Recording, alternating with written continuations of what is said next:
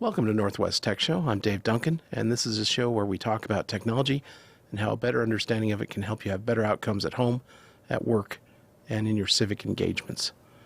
We're going to kick things off, as we like to do, with a Creative Commons clip from the good folks at Twit TV. This is Twit. Now, remember the old days when Windows PCs were the ones that you really had to worry about infecting with malware? Well, those were the good old days, and those days are now over. Now, 2019 was the year of diversification of not only investments, but of sophistication of hacking, evasion, and stealth techniques as well. Now, several companies have put out reports seeing similar results, but this is one was actually put out by Malwarebytes around threat detection. Now, let's go through some key takeaways, and I want to bring my co-hosts in to get their thoughts on this. First thing being, there was actually a 13% increase in the amount of threat detection for businesses. And there was actually a 1% decrease from consumer, which is interesting. Now, in addition to business seeing an increase, the threats are more sophisticated, many using exploits, credential stealing tools, and multi-stage attacks involving mass infections of a target. While 7 of 10 top consumer threat categories decreased in volume, hack tools increased against consumers by 42% year over year, bolstered by families such as the Mimikatz, which is actually targeting businesses as well. Now, organizations were once hammered with the Emotet and TrickBot in 2019, 2 Trojan families that started out as simple banker info stealers, then evolved into downloaders and botnets. Now, we've also talked a lot about ransomware and how it's going to actually increase in 2020. However, the funny thing here is, according to the report, is ransomware detections have slightly declined from 2018 into 2019. However, this might be due to lower rate of WannaCry detections left over from 2017. Now, net new ransomware activity against organizations still remains high because ransomware families such as the Ryuk, Phobos, and the Sodinokibi, I think is how you pronounce it. It's a really bad name for ransomware, but either way, also known as Revel, making waves against cities, schools, and hospitals. In fact, Ryuk detections increased by 543% over Q4 in 2018. And also the Sodinokibi or rival one has actually increased 820%. It's a lot. Now, adware aggressiveness has also increased in 2019. Approximately 24 million Windows adware detections and 30 million Mac detections. That's right, 30 million. The top 3 consumer threat detections belonged to adware families, and the number 1 business detection was also adware. Now, the number 1 Mac detection and adware family was called NewTab. Now, that brought in 28 million detections just by itself. Now, Mac threats are also on the rise here, and they have actually taken the front row seat in infections and threats with a 400% increase in 2019. That's right. Just remember, your Mac is no longer safe here. Now, in fact, it's detected on average of 11 threats per Mac endpoint, nearly double the average of 5.8 threats on a Windows device. Very interesting. Now, where in the world is malware being detected? Well, of course, anywhere around the world, but North America was responsible for 48% of those detections. EMEA being in the second place with 26%, and LATAM and Asia coming in around 12 and 14%. And of course, some of the other interesting parts here is that the most threats in the world at 24 million threats is actually North America, up 10% since 2018. But LATAM takes that seat with the most growth of up 7.2 million detection threats, and an increase of 26%. Now, there's an interesting thing here because adware is one of those things that has been kind of on the rise. Remember Microsoft's movement from Edge to the Chromium-based Edge. The web threats on that front have actually shifted browser developers to rely more on the Chromium platforms, showed an increase of new exploits against today and tomorrow's browser applications, and not just from the aging, dwindling Internet Explorer. Now, meanwhile, web scammer activity is also on the high, with groups like MageCart aggressively modifying payment process sites to steal financial information. So there's a lot of focus here and a lot of increase. We thought that in some areas it would be more increased than others. But I do want to throw this over to my co-host because some of the interesting facts here, I want to start with you, Cheebert. We saw an increase in enterprise focus. But an interesting part is consumers were actually down 2%, not 1%, as I said, but businesses were up 13%. What do you think the reason is for the decrease there on the consumer side? I think it's follow the money. Ransomware for consumers gets you not a whole lot. Ransomware for businesses is where the money's at. So I'd say follow the money. Absolutely, absolutely. Now, Curtis, I want to throw this to you because last year was kind of like the year of ransomware, right? We saw a ton of increase of tons of ransomware, but in this report, it's actually saying in some cases we've actually seen a decrease in detection here. What gives, you think? Well, I think that what we're seeing is a number of groups deciding to more carefully target their attacks. What we are not seeing so much are the big scattershot ransomware attacks. What we are seeing are targeted attacks against organizations like small to mid-sized municipalities, healthcare organizations, educational institutions, and in at least one case, the U.S. Coast Guard. So what they're doing is targeting organizations that have critical infrastructure, a critical need to have data available quickly, and they're doing it with ransom demands that are large but not eye-watering. So what they're trying very hard to do is come in just around the insurance limits of a lot of these organizations, have the organization like a municipality decide that it is far cheaper to have their insurance company pay up and get their data back than it is to go through to the effort of decrypting and possibly not decrypting the files themselves. What is unstated in so many of these cases is that the cheapest option still would be simply to have great backup. But, you know, that's asking a lot, almost asking as much as getting employees not to randomly click on every stray attachment that comes in from an unknown source via email. I can tell you that is very hard to do, very hard to do. Cheever, I want to throw this over to you because we talked a little bit about botnets are actually on the rise. And I think, don't you think this was kind of projected, though, because of the fact that they just have a greater scale and return on investment here when it comes to hackers? No, dude, botnets are horrible. Problem is, we've got all these companies that are putting out small devices, IoT devices, and they're still using really old versions of Linux. They're still not doing a good job of securing their devices, and the consumers are strictly buying on price. They're not going for devices that are actually secure. Sorry, people, you get what you pay for. So there's a reason why I use high-end commercial cameras in my home. There's a reason why I have an enterprise-grade firewall in my home. If you're going to buy cheap, you're going to leave more attack surface for bots. And so I'm sorry, bot traffic, bot attacks are just going to keep increasing because people keep buying really cheap devices that have security like tissue paper. That's true. That is true. Security like tissue paper. I think we have a show title there. But one thing that's interesting here that I saw was on the increase is the fact that adware was actually on the increase. And that the interesting thing about that is we know that obviously Google, a lot of these other companies, Google, Facebook, they focus on ads to be able to make their money. And so they have these platforms, especially in the browser, that allow them to collect that data and collect that money, both from users and from advertisers. So I'm not surprised that these types of things are actually being exploited and supported on, because it's supported on every platform, whether it's Linux, Windows, Mac, and again, they're just easily exploited because they're being used by the big dogs anyways. So we'll have to see what's going to happen there and how we're going to be better protected, whether it's browser extensions or OS supported things, but we'll have to see. And you're listening to Northwest Tech Show on KMUZ. That was a Creative Commons clip from the good folks at twit.tv. That was This Week in Enterprise Tech 380, the Malware 2019 review. So yeah, bringing us the news that we're not safe on Mac anymore. And I think there's a couple of reasons I think for that make a lot of sense. One of the things that really drove Windows as the weakest platform for, in terms of vulnerability to attacks is that it was the big target. Everyone, I mean, the vast majority of the machines out there that had interesting stuff on them were Windows machines.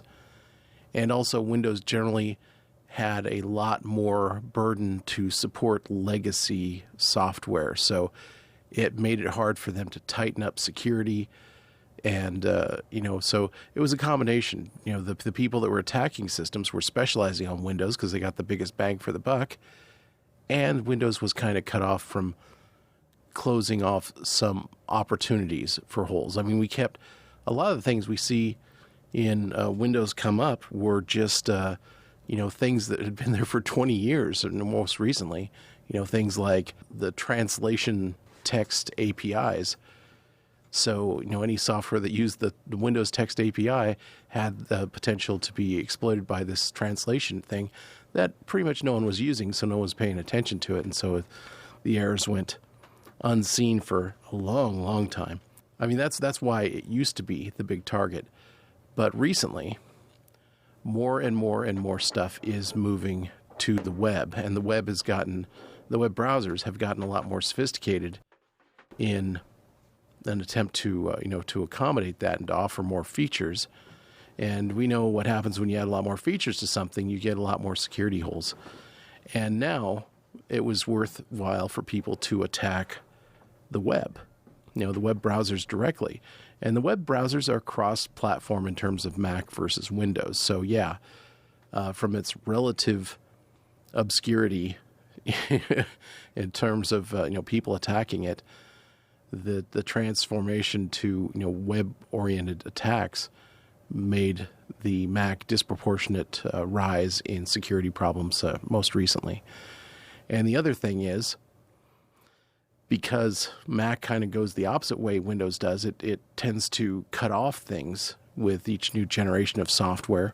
There was motivation for a lot of Mac users not to update. I know personally, I had some software that I use in my video editing flow that required software that would die if I updated my operating system. And, so I didn't. And that led to the support for the web browsers to be dropped at some point. So, at this point on an older version of Mac, you cannot get the newest web browser. Therefore, for everyone who's in that situation, their web browsers are vulnerable. So I think that's why the Mac has, the kind of the tide has turned in terms of that survey. And I guess, what's the answer? Well, one thing is we were talking about the remote web that was being offered as a product to enterprises a few weeks ago. And essentially you had a dedicated tunnel to a virtual web browser in a cloud somewhere that was kept up to date by the vendor. Basically, it was impossible for it to infect your local machine because it wasn't on your local machine. You were essentially looking at a picture of the a web browser. It didn't actually live on your machine. You're sort of like you had a closed circuit camera feed of a browser, in another state or something. So that gave you a lot of isolation for it not being able to infect you. It gave you a web browser that was always up to date because, you had a company that was specifically making sure that it was the most up to date possible. And I hope that approach becomes available to individuals at an economic rate because basically processing and storage in the web, or on the internet, I should say, as opposed to the web as a part of the internet. Things like Amazon Web Services, DigitalOcean, and things like that. They're offering all these stuff. It is the wholesale processes that the companies that you tend to visit, they're using those as their infrastructure instead of building their own infrastructure because it is so cheap. So hopefully we have more development in there that that since it takes advantage of that real drop in price of lots of computation power and lots of storage and lots of bandwidth in the internet distant resources, and make that more available to individuals such that they can get services like that one company was offering to businesses. So I think that would address the problem to a great degree. Have a separation between, okay, this is the stuff I'm doing on the web, and here are applications I'm installing locally. Because, frankly, the web browsers, they've grown to a degree in what they can do that they can't be entirely trusted. Again, with great features comes great lack of security, usually.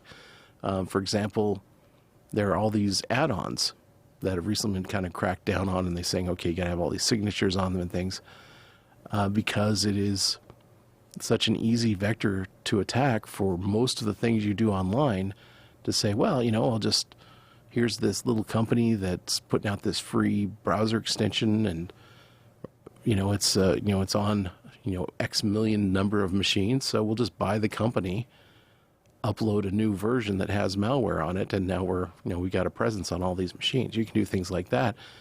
The people that are using the plugins aren't even alerted that there's been a change of ownership. Smaller companies, you'd never hear about it. As a matter of fact, some of the malware attacks we heard about last year, where all these small municipalities were attacked, that was what they call an upstream attack, that some contractor that had done billing services for a lot of these little municipalities, or a company that did a certain service for all these dentists or something, they infect them, and through that they infect all their clients. So there's things like that going on. Joined by Nate here. Did you want to weigh in on any of that? I was actually thinking about going back to an old version of Goldmine that I have sitting in the storage room specifically for client management, and just keeping the whole thing off of the internet, but something that I use to make sure that I can follow up on correspondence and customer relationship management. I mean, you could do like all of the online stuff if you want to. My experience has always been that they don't develop the graphical user interface the way that you have really become accustomed to using it. Yeah, or they change it without warning. Right, exactly. It's just like you're pretty much at their mercy. And I really like this old program, and all I actually needed was email access. I didn't even need a web browser. Right. Because most of what I'm doing is just correspondence and note-taking. And the other stuff, it's like, look, if I want a web machine, I'll just create a sacrificial lamb, and you just you reinstall the software on this thing right. like every couple of months, and it's kind of like a Chromebook, right? You're just like, all right, it got toasted. Let me spend another 90 minutes and just reinstall everything, and I'm good to go. You might even just keep one in the closet, It's, and Chromebook's nice because the web browser is automatically updated. Yeah. Yeah. So, and the other thing is you can get one of those live boot DVDs. That's true. Where you drop those in. Yeah. Although I've noticed, I just, I finally dipped my toe in the Windows 10 world, and was kind of annoyed that this whole secure boot process negated the ability to boot off of a DVD necessarily, because the whole idea is, okay, we got, right. Signature from the firmware on up to Windows 10 loading, and it's specifically designed to keep anything else from interfering with that. But what if you want to do something else? I mean, I guess you can change the firmware around. But the other thing that Windows 10 does not allow you to do is multi-boot. That would all the same thing. Yeah, that's the last version that allows that is like Windows 8. I don't even know if 8.1 does. So is it just a matter of, as an implication of this signature problem, that a multi-boot wouldn't work, or is it specifically designed so multi-boot can't work? My recollection, anybody can chime in, call in if I'm wrong. My recollection is that it's specifically designed not to work with multi-boot as a security precaution. Okay. Well, in the firmware, you could still that's turn off that's that what they say. Of course, the reality is that it's like anything can happen. No, we want to completely dominate their machine, and we're not going to allow anybody else to install their stuff on it. Yeah. Yes. Yeah, this is our playground, right? And so we will control it. Top of the world. That's right. Yeah. Yeah. So that's the thing, is that there a lot of times the companies are kind of fighting you on trying to get above average security, which is unfortunate. But again, you could have as you say, the sacrificial machine. It could be the same thing. It could be a sacrificial machine that you also have set up with secure boot turned off, and you're booting from a DVD, and maybe which is slow. It's slow to boot because DVD does not load as fast as a hard drive. No, and that's one of the other challenges is just that leave it up, running one of the live, there's some latency involved in all of that. Yeah, for the most part, it takes 30 3-4 minutes to boot up. Yeah, I mean, I would be more inclined just to like build a little Pi or something that, you know, a little Raspberry Pi that was just specifically for, you know, like web usage. Well, that's an interesting thought because, you know, the web is really powerful applications now. You know, you have all this, they have sites with 3D rendering and stuff. And I mean, for the most part, you're not using that, but there are applications of it. Like they had those, we were talking about progressive web app support that was coming up that allows you to, you know, write web applications that basically look like native applications on your machine. You know, you can have an icon on your desktop and the whole bit, and it's supported by this, basically this web library. It would allow you to design applications that had an offline mode. Like, you know, you can already do it with kind of what we called Web 2.0 stuff like Gmail and stuff. It would, you know, still let you see the mail you already had when the internet connection was out. And then when, you know, the next time, and it had its own local space on the hard drive and it would store stuff. And you fire it up while you have an internet connection. It goes, oh, I have all these things that are unsent and I can update. But it was a little, I mean, not super flaky, just like, you know, maybe 1 time in 20 flaky, where it's like, okay, I got to just close that tab and reopen it in order to get Gmail working properly. But nothing really bizarre and nothing like, you know, throwing away all your mail or something. Failed fairly gracefully. And we could get that sort of thing a lot more easily now that progressive web app support is built into the newest versions of Windows. So that's the thing. But again, I think that goes back to we need to start partitioning, I think, our computing into things that are local. And, you know, we need to take some of the stuff back from the cloud and keep it local. You know, that's with our most valuable data. And with our kind of ephemeral systems, we need to, you know, get them out of the PC where they're a hazard, a security hazard, and put them up in the cloud where we can properly isolate them or make them someone else's problem that's, you know, like got a staff specifically to deal with, you know, keeping it locked down. So a little rearrangement, I think, needs to be done. And it's not in the company's interest necessarily to do this stuff because, to some degree, the quote unquote good guys are benefiting from the same flaws that the bad guys are exploiting to cause us problems. And so you get into the problem like, well, are you going to let someone else, you know, give you comfort and maybe help you after the fact, or are you going to prevent yourself from being attacked in the first place? You know, it's a little bit of a frontier town, and you know, you gotta keep your digital shotgun by the door. Right. All right. Well, with that, let's move on to the next clip and talk about how the Child Online Privacy Protection Act breaks YouTube, how they decide to implement it. This is from the Creative Commons clip from twit.tv, This Week in Google 542. This is Twit. So there's a channel that my 17-year-old and I think Zach at the same time discovered called Don't Hug Me, I'm Scared. It's puppets. It's colorful. It is subversive because they're not Muppets. And it's kind of weirdly surreal. It's actually great. It is not for kids. But YouTube says it's for kids because it has puppets. And this is going to be the problem. Oh, so the paradox here. Oh, it's for kids. Oh. They say it's for kids. It's not. It's for kids. It's definitely not for kids. Right. It's got puppets, but that doesn't make it for kids. But now it shows up as a, you know, by the way, if you want to be disturbed, watch these. So yeah, they can't monetize. What does this mean? Monetize. They cannot have comments. They're all of their interactivity has. Can they appeal this? Can they go to YouTube? There's no appeal. There is no way to appeal this. This has happened to them. This has happened to Cartoon Network, which. Well, that's for kids, that's sort for of, kids. right? But. There's a lot of stuff. I mean, BoJack Horseman's not for kids. Right. There's a lot of cartoons that are not for kids. Archer's definitely not for kids. But now, is there the risk that kids will now be seeing more of this stuff because YouTube's decided it's for kids? Because that's really disturbing. It just shows you how screwed up this stuff can be. They Can't- have all of these wonderful machines can't do ideas it. and not necessarily go through all of the proper R&D and not having enough human training for this stuff. Well, and then we get all upset when we find out that humans are involved.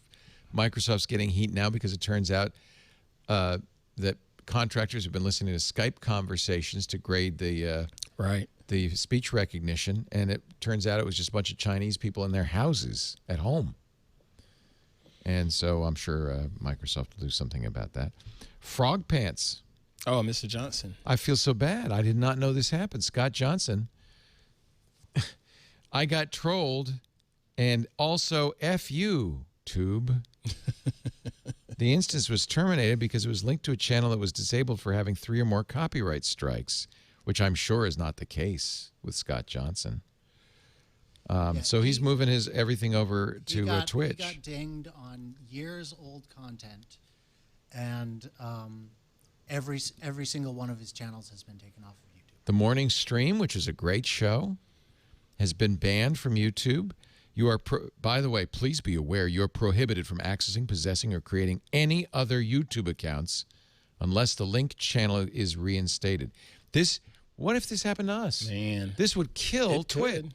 If it's going back to something that's a year old for Mr. Johnson, what about some of the stuff that's 3-4 years old on the Twitch network? The good news We is are getting dinged Don't say it. Don't every say day. Every day.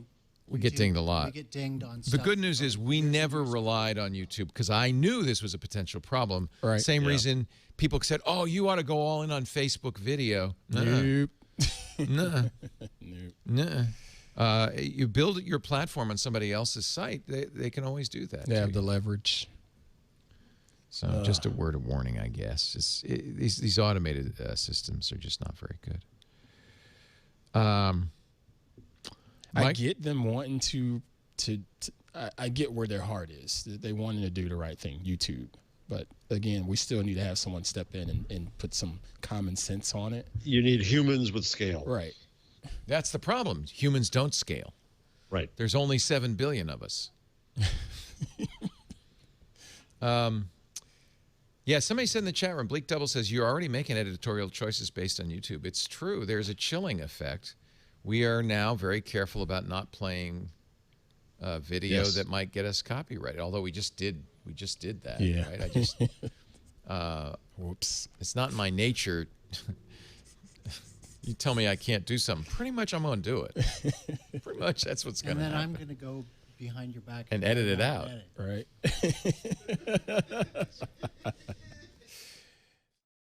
And you're listening to Northwest Tech Show on KMUZ. That was a Creative Commons clip from the good folks at twit.tv. That was This Week in Google 542, COPA breaks YouTube. The vital line from that was, people don't scale. You know, you have these processes that presume some sort of, good judgment, from a legal point of view. And it's simply, no one's going to do it. YouTube, does, how many tens of hours of content every minute that are uploaded, that no one is going to watch all that stuff. It's really just, okay, what can we get our algorithms to do? And maybe, how can we escalate a few things to the top? But generally, the escalation process is, oh, well, if it happens to a reporter and he starts, making noises publicly about it, then we'll get a human on it and fix it. Everyone else, they're just out of luck. We talked about the hiring process last week and how all the algorithms are being placed in charge of hiring people. Yep. And if you don't meet the right requirements, you are just out of luck. Yep. So you just wait until they start these algorithms. They start checking your social media sites.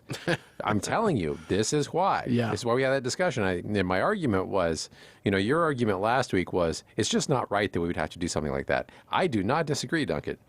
Basically, having to maintain like a social media presence. Oh, with, like, yeah. This was basically where you just don't have any genuine expression. You're very sanitized public interactions and don't, Right, don't do anything in public, really. But beyond that, you post things that are like pseudo attractive, like intentionally posting stuff that puts a positive spin on things.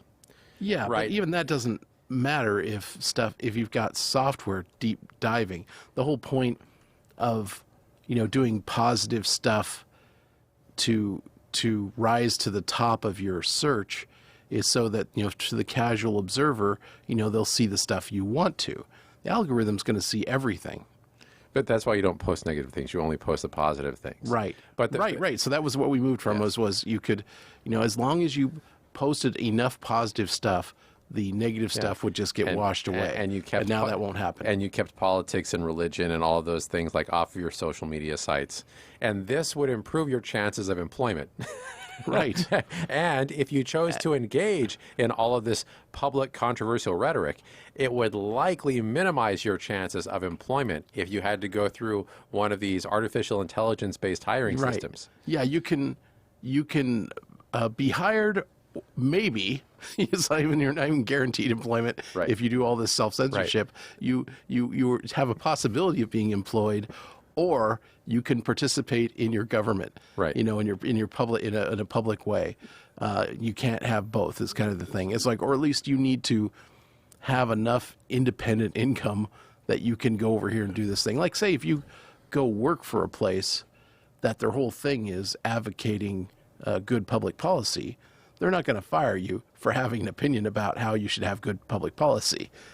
But, your chain store might, because you're supposed to be an interchangeable cog and you're not supposed to rock the boat and draw any attention to yourself. And anything that happens on or off duty, reflects on the company. And so, they're going to tell you what you can post when you're off duty. Right. And so this is something that I heard recently, and I really thought it resonated very strongly. And again, I'm not saying that it's right or wrong. I'm just saying that that's the way the world is. You're saying, let's be practical. I'm saying that's the way the world is. And so depending on what your end goal is, this is what you need to do in order to achieve that. All right.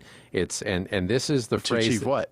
Well, if, say, for example, you want consistent employment and you want people to place you at the top of the hiring list. So this is the remark that I heard most recently, and it actually came from an article that was published in Fast Company. And it is, we've gone past the age of information and we're moving into the age of reputation. Oh, okay. I heard you say that the other week. And yes. I didn't realize that's where it came from. And so the actual article is say goodbye to the information age. So it's all about reputation now. Okay. And so I think this is really, really true. And really false reputation, right? Because it's like, don't be genuine. Oh my God, don't be genuine. Well, here's the point: is that it. For eons, people have been judged first and prosecuted first, and then the truth came out later, right? You're judged and convicted first, and like in the court of social opinion. This is the point, and so. Whether or not that's right or wrong, that is the way that it is. Yes, in a court of law, we have a process that you're supposed to go through before you're ever found guilty. Now, in the court of social, and don't get public, lost, and even in that process, don't get lost in the idea that it's justice. That's correct. It's about okay, we have a process we're applying equally to everyone. That is the proxy for justice, because even when someone is unequivocally found, through evidence later on to be innocent, they're still going to stay in jail for a long time because, well, did the prosecutor make a mistake, in their process? If not, you don't get a new trial because they don't want to retry every person who's in jail over and over. So it's Department of Resolutions, not Department of Justice. I like that explanation. So to that end, though, we are moving into this awkward space where we are under crazy scrutiny. And whatever you post online will eventually come back to haunt you. Even your perceived private text messages will eventually be hacked and outed. So be careful what you type. I'm not saying that's not the way things currently are veering towards. What I'm saying is that under the law, our expectations of privacy and our rights tend to be what we insist they are. If we acquiesce to the trend, then it becomes legal. If we push back, and do not accept the trend, then the system has to adjust to that. It's like well, and just in the small, it's the same kind of phenomenon, larger and slower than Facebook's move fast and break things, where they would just do the most wild, crazy, obviously wrong things, and then only march them back if people push back. I do think that there is a runaway train that's happening in terms of the IT world. I've thought that for over 2 decades. And now people are starting to be pushback. Like it used to be kind of a sweetheart thing where the tech industries could do no wrong as far as the government was concerned, and to a large degree as far as the public was concerned. And now we're starting to go, you're doing what? Right. You're doing what? So I still think people need to be much more forward-thinking and protective about what they're placing online and saying online, if they want to. Don't do so carelessly. I think that's always good advice. And I think the bigger issue, though, Duncan, is that people don't necessarily know what that means. It's kind of like, well, this is, and I think this is what you're getting at in terms of your questions about my approach, and that is that, if we know that all these things are scanning, your reputations and your statements, and potentially anything you say can and will be used against you in a court of law, or in the court of public opinion, what are those things that you should be more cognizant to? Like maybe you shouldn't use words like BOMB or KILL, and in what may be your typical at-home rhetoric, those are particular things that you probably shouldn't use online because there are things that are actively searching for them. It's like for a long time, it's been freedom of speech does not mean you can yell fire in a crowded theater. There's consequences to some kind of alarming speech. Right. So I guess I agree with your premise that resistance needs to be created. I'm just not sure that I agree with what type of resistance that should be for maximum long-term effect, because my bigger concern is I've watched so many groups get mowed down, grabbing their revolutionary weapons and running out there and taking on Goliath. Right. They're outmatched and they get crushed from 5 different directions. And so what is the more calculating approach? I think it is to both at one level just be very, very vocal in, I do not agree with this.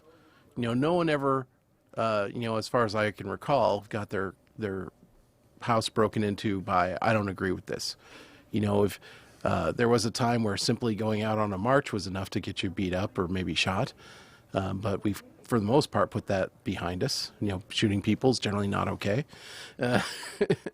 So there's that aspect. And then there is building positive structures within which you can set a better example. There are a lot of these cooperative businesses. It's like, okay, you're not giving me any reasonable solutions in this space where I'm having a certain kind of problem. I've been hearing on other podcasts of, that co-ops are growing across the United States. Well, that's basic survival, and that's because they know that they can pool their resources and they can get a better deal. Yeah, and when you're provided with horrible options, eventually you're just going to opt out of the system and make your own. Here is actually a blast from the past. It's oriented towards exactly the sort of approach I was just talking about. This is from October 2017, Triangulation 316, from the good folks at twit.tv Creative Commons. This is Twit. When did you start Samasource? 2008. Yeah. 3 years out of college. Yes, 3 years out of college and the worst month in the last 100 years, September 2008. During the economic crisis. Exactly. Yeah. And it was a nonprofit. Yes, it's a 501c3. And I thought to myself, I want to build an organization that moves people out of poverty, but uses the mechanism of the market and especially this new kind of digital work to do that. So this is a unique approach to it. I think one of the things, there's the Samasource website. One of the things that we see a lot of in this country is celebrities, I won't name names, but you know who they are, going to Africa surrounded by these poor African kids and saying, please give pennies because it can make such a difference in their lives. And I think that it looks to me a little bit more like the continuation of the white man's burden. Like, we've got civilization and it's our job to if we don't colonize them anymore, but it's effectively economically colonize people to give them, what we have. You don't come to it from that point of view. No, and the thing about that model is that it's fundamentally patronizing. It's horrible. It sets up a relationship of us versus them, where them are these faceless, nameless, poor people who are desperate and needy, and it doesn't require us to examine the structures that lead to that situation. And if you really believe that talent is equally distributed, which I fundamentally do, then the only explanation for such extreme disparities in wealth is disparities in opportunity. And that's what we aim to solve at Samasource. Yeah. We are about giving people work rather than aid, which is a much more empowering relationship. It's saying, I value what you bring to the table, and we're going to show you that the market values what you bring to the table, even if you are a poor young woman from a slum in Nairobi, which is one of the toughest places to grow up in a slum in the world. So, tell me about some of the places that you go and that we can make a difference in. Sure. So I should say Sama means equal in Sanskrit. It's actually the root word for same in English. Nice. I like it. And the whole mission of Samasource is to connect people who are living under the local poverty line, which in most developing countries is under about $2 or $3 a day, and to connect them to work that pays a living wage through technology. So we actually manage what's now the largest data services company in East Africa. And all of the workers come from extremely low-income backgrounds, so under about $2.20 a day. To give you an idea of what that's like, it means you live in a slum. So you live in a mud-walled hut with a tin roof over your head if you're lucky. You have no sanitation at home. You have no clean drinking water at home. You have no access to proper health care. You are often eating. We find that many of our workers at that income level before they start with us are literally eating sugar cane as a primary source of calories because it's so cheap. So you're really living a life that no human being should be subjected to in 2017. And very quickly, once we hire people, we quadruple their incomes. What's remarkable is they stay at that income level even after they leave Samasource. So they move out of poverty permanently. And we hire them to do what we call micro work, small digital tasks for large technology and data companies around the world. Does this model work everywhere? It has worked really well in East Africa. We have now about 1,300 full-time workers in Kenya and Uganda. Doing what? We also have a center in India and Haiti. They're mostly doing various tasks for technologies of the future. One of the biggest areas that we specialize in is image tagging for computer vision. So the teams that are building self-driving car technology and other machine learning technologies, making machines smarter, those teams need high-quality data, and we provide that training data for those algorithms. So believe it or not, if you're in a car that's self-driving or that's experimenting with self-driving, that data may have been created by someone who has moved out of poverty as a result of this business model. It's interesting. Instead of traditional manufacturing jobs or making things, the data economy allows people to make a living. It is still kind of it's not manual labor, practically manual labor, though, right? We think of it as almost digital piecework. Yeah, there's a good way to put it. The benefit of this versus, say, a factory job is that by being connected to the internet every day, there is a huge benefit beyond just the income you're making. You get exposed to the knowledge economy, and that is a really powerful thing. We see many of our workers graduate to start agencies on platforms like Upwork, where you can make a good living as a digital freelancer. We see them for the first time joining Facebook and being active on social networks and producing content from places like a slum in Kenya. And I think that's really important. These people are becoming citizens of the future, not just workers toiling away in some factory who don't have an online identity. Right. Yeah, sure. If you're assembling an iPhone, there's no graduation from that. You're not learning anything. It's a very specific skill, and it's kind of mind-numbing. How are you helping these workers learn more than just the simple data entry that they're doing? Sure. Well, we set up as a nonprofit because we wanted the social mission to always be the most important thing in our company. And so, but it's still a business in a way, isn't it? Absolutely. It's a new category of business. We call it social enterprise or social business. Microfinance is another similar model. Many people watching the show might be familiar with the Girl Scouts. Or, exactly. But even businesses like the Girl Scouts sell a lot of cookies cookies every year. That's part of a social is a enterprise micro business. isn't it? Yeah. It's a macro business. Yeah. It's probably like Yeah, I that's don't a know how good many point. hundreds of millions of dollars of Girl Scout cookies are Right. sold, but it's actually a really smart way for nonprofits to build sustainability into their business. It means that I don't have to be entirely reliant on the whims of a few rich people to Right. fund our operations. Although I'm very grateful for the rich people who did fund our operations. Give them a plug. Who are your donors? A lot of our donors are actually large foundations and institutions. So Google.org, the Rockefeller Foundation, Cisco and eBay foundations. A lot of tech companies. Yeah, It's interesting. Yeah. Here in the Bay Area, Tipping Point has been a big supporter of our San Francisco program. Right. We actually have a domestic offshoot of SamaSource as well. And who are so they're sitting? Give me a kind of a look at what it would look like to be a SamaSource employee in, let's say, East Africa. Sure. Well, I'll use a story of one of my favorite young women who works for us, Martha Karubo. She actually was an orphan. She grew up in a slum in Nairobi, living on less than $2 a day as an orphan. She'd been lucky enough to get into this orphanage, and then, as happens here in the U.S. in the foster system, people age out. And so at 18, she was basically told, well, we love you, Martha. You're an excellent student. She was top of her class in her English classes, but she had nowhere to go and no job. It's incredibly difficult in a nation in which youth unemployment is 70% in Kenya. It's incredibly difficult for any young person to get a job, let alone an orphan from a slum with no connections. Yeah. So when I met Martha, she had just joined a training program. One of the nuns in her orphanage had recommended her to a feeder program. We work with a bunch of community nonprofits wherever we work at Sama that basically train people in some of our most basic skills. So she'd gone into this feeder program. There she is.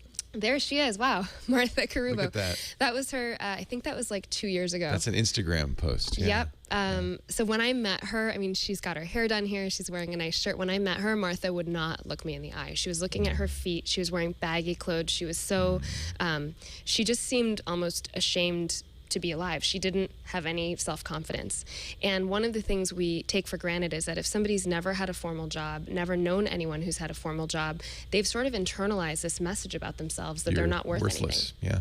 Especially for young women growing up in developing countries. So Martha took this job. We measure people based on results. Her results were excellent. She started doing data entry. She crushed it. She was quickly promoted. The next time I saw Martha, like 2 years later, she was wearing a very nicely tailored dress. She'd gone to a tailor in Nairobi and gotten it. She'd done her hair. She was looking me in the eye. Martha since left SamaSource and got a job working for a travel agency in Nairobi in marketing. You And can I last see saw in her. that picture a confident young woman. You have an advantage because you're going there as a young woman yourself, a role model for them. You see, this is what's possible. Absolutely. And I guess, I mean, if I went there, it wouldn't be it wouldn't be inspiring for them, right? It would just be another, imperialist coming here to dole out dollars. Yeah, I think what is remarkable is that ultimately, we're all human. And when you feel those moments of connection, you realize like we're really all the same and we really want the same things. Yeah. And I think what's beautiful about giving work as opposed to giving a handout is it puts us on an equal playing field with the people that we are I wouldn't even say helping, but the people who we're working with. We're teaming up. I think that's so important. It's a pernicious thing, prejudice. And in the developed world, we often talk about the underdeveloped or undeveloped or third world nations, and it's still it's a little bit kind of hidden. It's a little crypto prejudice because when we want to help them, we want to help bring them up, but it still comes, as you say, from a patronizing point of view that we somehow have it all going on, and they don't, and those poor people. And we need to help them out. So I love the idea of instead of just saying, here's $1, of saying, let's get you a job. And you're listening to Northwest Tech Show on KMUZ. That was a Creative Commons clip from twit.tv, Triangulation 316 from October 2017. A beacon of hope in a dark world. I think that was a great example of forming structures and lifting people, giving people the opportunity to lift themselves out of poverty. I think in our current culture, we're kind of falling back into feudalism. And that's, I guess it goes to show there's never a time when you're just set and everything's fine and you never have to work at it at all. And we get lulled into a sense that everything's fine and the economy's going great and all this, and after a while we're like, wait a minute, why are we not getting any of the benefits of this great economy? Why are we not getting why is every new technology being used against us? So that is why I like to advocate that you stay educated on what the tech can do, so that you're not given a kind of a false choice of, oh, I can have this convenience, or, I can have this convenience and give up all my security and privacy, or, I can, continue to labor in the Stone Age. That's not a real choice.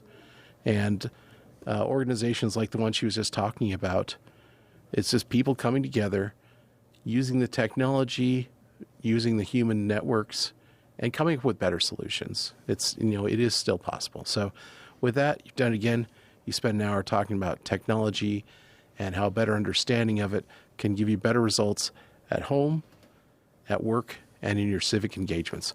I hope you'll join us to continue this conversation next Wednesday and every Wednesday, noon to 1 o'clock on Northwest Tech Show.